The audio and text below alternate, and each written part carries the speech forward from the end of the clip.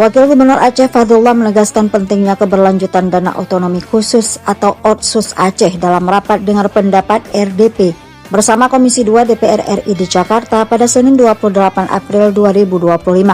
Selain membahas dana Otsus, Fadlullah juga menyoroti persoalan Badan Usaha Milik Daerah BUMD, pengolahan Badan Layanan Umum Daerah BLUD, serta pengangkatan tenaga P3K.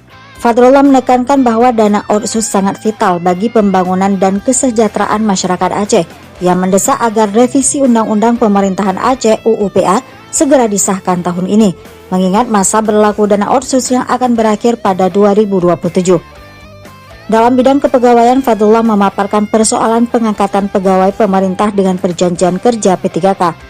Ia menyebutkan bahwa 7.367 tenaga non-ASN yang masuk dalam database BKN sudah lulus P3K tahap 1, sementara 4.895 lainnya belum lulus. Selain itu masih ada 2.941 tenaga non-ASN di Aceh yang belum terdaftar di database BKN.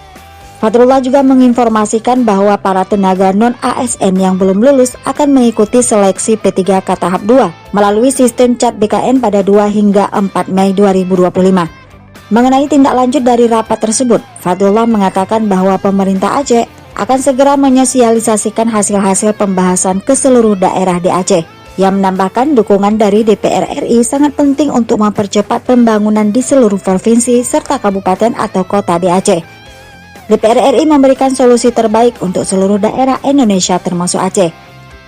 Dalam kesempatan itu, Fadlullah juga memaparkan sejumlah capaian pembangunan di Aceh, seperti peningkatan Indeks Pembangunan Manusia atau IPM menjadi 75,36%, penurunan angka kemiskinan menjadi 12,64%, serta pertumbuhan ekonomi yang naik menjadi 4,66%.